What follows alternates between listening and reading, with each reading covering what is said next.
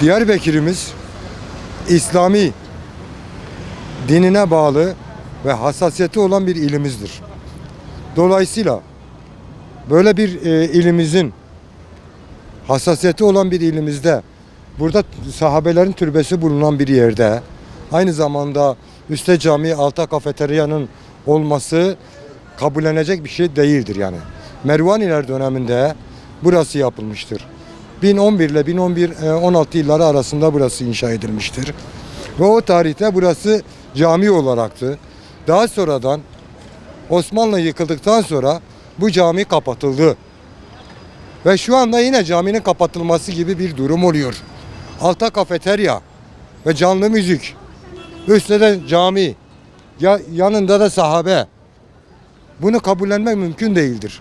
Ve buradan yetkililere sesleniyoruz. Ya bunun farkında değiller. İnanıyorum ki farkında değiller. Farkında olmuş olsalardı onlar da bu işe evet demezlerdi. Ama halen geç kalmış değiliz. Ve bu işe bir dur demeleri lazımdır.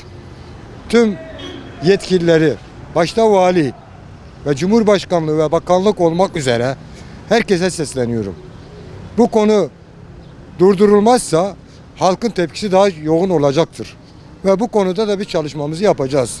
Tarihi bir dokunun, biz buranın daha önceden kültürel bakımından ve Diyarbakır'ı anlatacak şekilde bir müzeye dönüştürebilir veya sergi yeri açılabilir. Yani bunlar yapılabilir. Yani kafeterya ne demektir? Kafeteryanın olmasına hem tarihe aykırıdır, tarihi dokuya aykırıdır, aynı zamanda da İslami ölçülerde dinimize de aykırıdır yani. Tüm yetkilileri burada göreve davet ediyorum.